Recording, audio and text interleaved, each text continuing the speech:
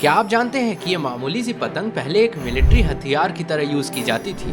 और कौन था वो इंडियन राजा जिसने अपने पतंग उड़ाने के शौक को पूरा करने के लिए 36 पतंग की फैक्ट्री खुलवाई? और किस देश में पतंग को लेकर अजीब अजीब से सुपरस्टिशंस हैं, जैसे कि कटी हुई पतंग को उठाना अपशगुन मानते हैं? तो बने रहिएगा हमारे साथ वीडियो के एंड तक, क्योंकि आज के इस वीडियो में हम आपको पतंग से जुड़ी ऐसी ही अजब गजब बातें बताने वाले हैं।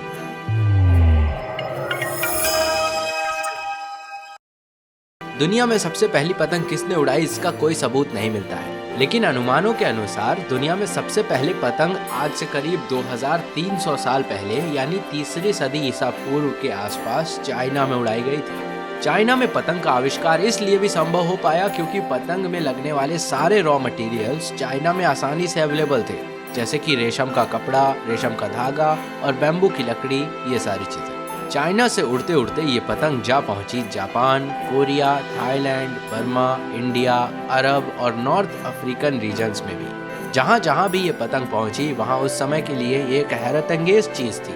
अपने पंखों पर विजय और वर्चस्व की आशाओं का बोझ लेकर उड़ती पतंग ने अपने अलग अलग रूपों में दुनिया को न केवल एक रोमांचक खेल का माध्यम दिया, बल्कि एक शौक के रूप में भी ये विश्व के विभिन्न सभ्यताओं और संस्कृतियों में रच बस गई।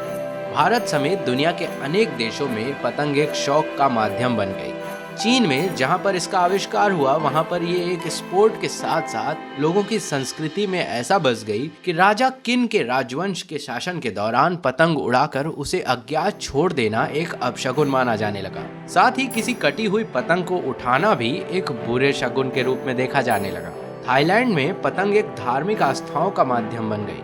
थाईलैंड में हर राजा की अपनी विशेष पतंग होती थी, जिसे जाड़े के मौसम में भिक्षु और पुरोहित देश में शांति और खुशहाली की आशा में उड़ाते थे। थाईलैंड में लोग भी अपनी प्रार्थनाओं को भगवान तक पहुंचाने के लिए वर्षा ऋतु में पतंग उड़ाने लगे। यूरोप में पतंग उड़ाने का चलन मार्को पोलो के आने के बाद आरंभ हुआ।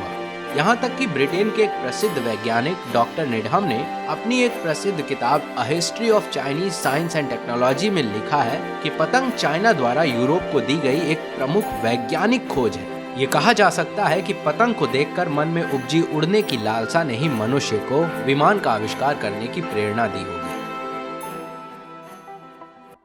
और सारे देशों के बाद पतंग उड़ाने का शौक जब भारत पहुंचा तो यहाँ की कहानी तो देखते ही बनती है। पतंग लोगों के बीच ऐसी पॉपुलर हुई कि आम आदमी से लेकर राजा महाराजा तक पतंग उड़ाने के शौकीन हो गए।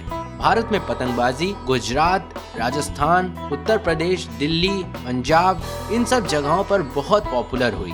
पतंग और उसके शौक से जुड़ी एक ऐसी ही दिलचस्प कहानी हमें भारत में देखने को मिलती है। राजस्थान के जयपुर के एक राजा महाराजा सवाई राम सिंह टू जब अपने किसी काम से लखनऊ पहुंचे तब वहां पर उन्होंने पहली बार हवा में उड़ती पतंग को देखा। उन्हें एक ही नजर में पतंग भा गई और वो इस कला को राजस्थान लेकर आए। उस वक्त पतंग को तुक्कल नाम से जाना जाता था। तुक्कल एक ऐसी पतंग होती थी जो मुस्लिम के कपड़े से बनी होती थी। राजस्थान में पतंग को लाने के बाद महाराजा सवाई राम सिंह टू ने जयपुर में पतंग की 36 फैक्ट्रीज डलवा दी। उस समय की पतंग यानी तुक्कल्स को बनाने के लिए लखनऊ से कारीगर यहाँ आते थे। महाराजा ने पतंग उड़ाने के शौक को एक ऐसा नया आयाम दिया। उनकी पतंग काफी खूबसूरत और बड़ी होती थी, जिसमें घंटियां लटकी रहती थी, और जब भी कोई उनकी पतंग काटता था तो महाराजा के अपॉइंट किए हुए घुड़सवार उनकी पतंग को खोजने दौड़ पड़ते थे। जो भी उनकी पतंग खोज कर सबसे पहले वापस लौटता था उसे महाराजा द्वारा काफी अच्छा इनाम दिया जाता था। महाराजा राम सिंह टू के बाद उनके सक्सेसर्स ने इस ट्रेंड को जारी रखा। आज भी मकर संक्रांति यानी 14 जनवरी को राजस्थान, गुजरात, उत्तर प्रदेश और भारत के कई सारे इलाकों में काइट फ्लाइंग फेस्टिवल्स होते हैं। अहमदाबाद में तो इंटरनेशनल काइट फ्लाइंग फेस्टिवल भी होता है, जहां पर सिर्फ भारत के नहीं बल्कि देश विदेश से बड़े बड़े पतंगबाज अपनी बड़ी ही दिलचस्प और यूनिक पतंगे लेकर इस काइट फ्लाइंग फेस्टिवल में सम्मिलित होने आते हैं। लेकिन दुनिया भर में सिर्फ मकर संक्रांति ही नहीं बल्कि अलग अलग दिनों पर ऐसे पतंगबाजी के फेस्टिवल्स होते रहते हैं। अकेले भारत में ही मकर संक्रांति के दिन, दिवाली के अगले दिन, 15 अगस्त को, इन सब दिनों में अलग अलग जगह पर लोग पतंग उड़ाते हैं। एक वक्त था जब खाली समय का साथी बनी इस पतंग को खुले आसमान में उड़ाने का शौक बच्चों से लेकर बूढ़ों तक के सर चढ़कर बोलने लगा था।